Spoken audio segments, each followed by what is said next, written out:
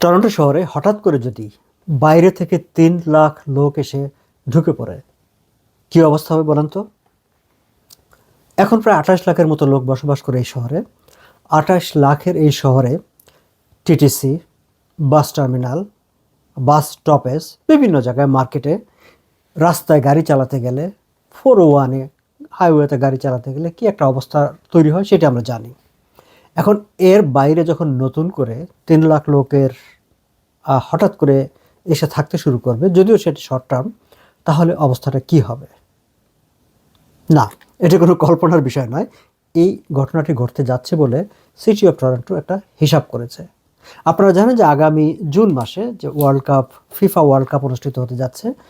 Canada, Toronto এবং Vancouver শহরে বেশ কয়েকটি ম্যাচ অনুষ্ঠিত হবে। টরন্টো শহরে জুনের 11 তারিখ থেকে জুলাইয়ের 19 তারিখ পর্যন্ত এই 22 দিন টানা একেবারে প্যাকড থাকবে। ফলে সিটি এখন চিন্তা করছে যে কিভাবে এই যে বাড়তি লোকগুলো আসবে তারা কোথায় থাকবে, কোথায় খাবে, কিংবা তাদের যানবাহন চলাচল এগুলো কিভাবে ম্যানেজ করবে, এবং নাগরিকদের যে দৈনন্দিন নাগরিক সেবার যে বিষয়টি আছে সেটি কিভাবে নিশ্চিত করা হবে, এইসব বিষয়গুলো নিয়ে সিটি অফ টরন্টো মাথায় একরকম একটা দুশ্চিন্তা পাকিয়ে বসেছে। বাট অ্যাগেন, এই ওয়ার্ল্ড কাপের আয়োজক হিসাবে অন্তত দুটি শহরের ইকোনমিক অ্যাক্টিভিটিস ভাইব্রেন্ট হবে, অর্থনৈতিকভাবে লাভবান হবে, সেইটি প্রত্যাশা করেই সরকার এই আয়োজক হবার বা তাদের মাঠে খেলা আয়োজনের সিদ্ধান্তটি নিয়েছে। না, আমি আপনাদেরকে কেবল নেগেটিভ খবর দেওয়ার জন্য আজকের এই আলোচনাটি শুরু করিনি দর্শক। তার আগে জানিয়ে রাখি, এখন 27 ফেব্রুয়ারি সন্ধ্যা আমি এই ভিডিওটি রেকর্ডিং করছি। যারা তারপরে দেখবেন তারা এই ডেটটা মাথায় রাখলে হয়তো কনটেক্সটটা বুঝতে সুবিধা হবে। যে বিষয়টি নিয়ে আজকে আমি আপনাদের সঙ্গে আমি আলোকপাত করতে চাই সেটি হচ্ছে, এই যে 3 লাখ লোক আসবে তারা থাকবে কোথায়? টরন্টোতে কি সেই পরিমাণ হোটেল আছে যেখানে তাদেরকে রাখা যাবে, বা যারা এই 3 লাখ লোক থাকার একটা অ্যারেঞ্জমেন্ট করা যাবে? সেটি নিয়ে শহর ভাবছে, সিটি ভাবছে, হোটেলগুলো ভাবছে। কিন্তু এয়ারবিএনবি যারা শর্ট টার্ম রেন্টাল ব্যবস্থাপনা করে থাকে, এয়ারবিএনবি কোম্পানি, তারা একটা নতুন আইডিয়া নিয়ে সামনে এগিয়ে এসেছে। তারা ঘোষণা দিয়েছে যে এই সময়টায় আপনি যারা টরন্টো শহরে বসবাস করেন, যাদের বাড়ি আছে, আপনি যদি আপনার বাড়িটিকে সেই সময়ে এয়ারবিএনবি হিসাবে লিস্টেড করেন বা এয়ারবিএনবি হিসাবে ব্যবহার করেন, তাহলে এয়ারবিএনবি কোম্পানির পক্ষ থেকে আপনাকে একটা ক্যাশ ইনসেন্টিভ দেওয়া হবে। এবং সেই ক্যাশ ইনসেন্টিভটা একেবারে কম না, $1,015। Can you imagine? হ্যাঁ, এর একটা শর্তও আছে।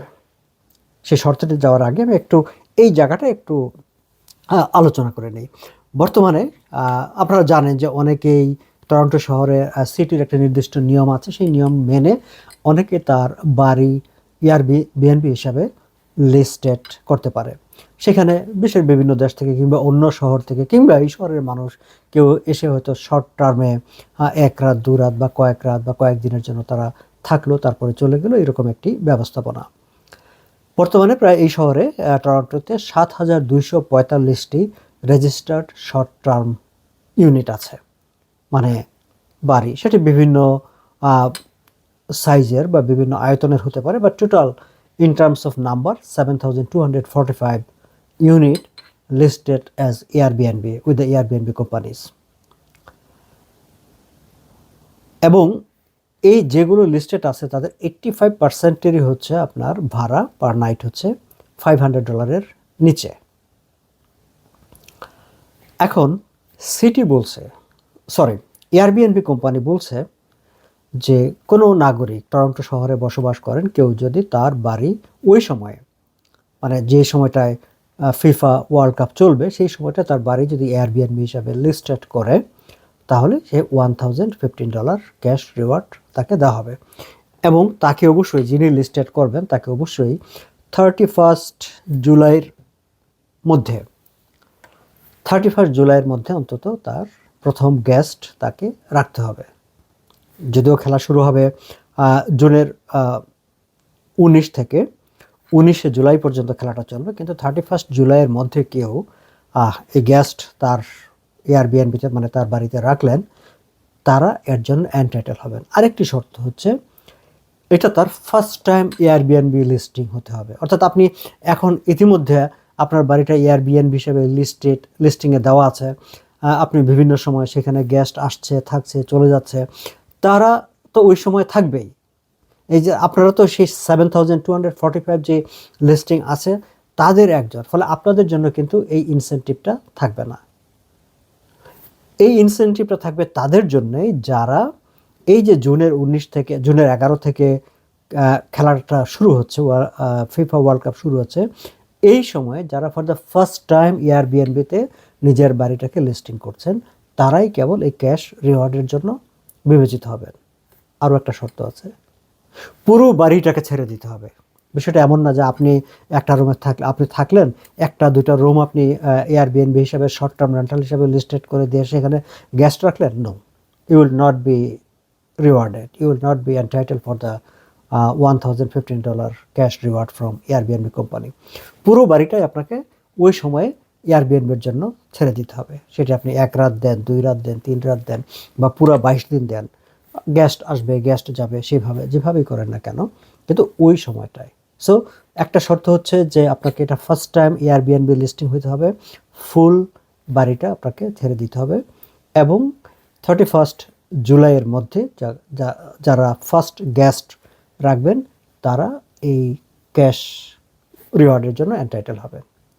এয়ারবিএনবি কোম্পানি এটি নর্থ আমেরিকাতে যেই সব শহরগুলোতে এই ওয়ার্ল্ড কাপ অনুষ্ঠিত হবে সেই সব শহরের জন্য এটিকে প্রযোজ্য। অর্থাৎ টরন্টোতে হচ্ছে, আমি যদি এখানে শুধু কানাডার কথা বলি, টরন্টোতে হচ্ছে, ফলে টরন্টো শহরের যে বাড়িগুলো, আশেপাশের যে বাড়িগুলো আছে, সেটি স্কারবোরো হোক অথবা টরন্টো ডাউনটাউনের হোক অথবা তার আশেপাশের যেই বাড়িটি হোক সেটি, আবার ওদিকে ভ্যানকুভারের যে জায়গাটাই হচ্ছে, ভ্যানকুভারের সেই শহরের বাড়িগুলো, তারা সবাই এন্টাইটেল।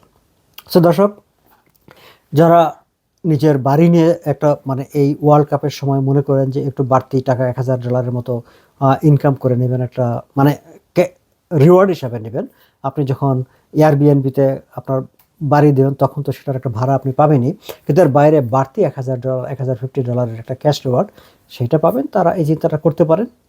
আর যেটা বললাম যে 3 লাখের মতো লোক সেই সময়টা এই শহরে গেস্ট হিসেবে থাকবে। সো সেই সময়কার আমরা তো অতিথিপরায়ণ মানুষ, সো অতিথিদের থাকার কারণে, অতিথিদের রাখার কারণে যেই রাস্তাঘাটে টিটিসিতে মার্কেটে যে ঝুঁকি ঝামেলাটা হবে সেটি মানিয়ে নেওয়ার জন্যে আগে থেকেই মানসিকভাবে প্রস্তুত থাকতে হবে। ভালো থাকবেন সবাই।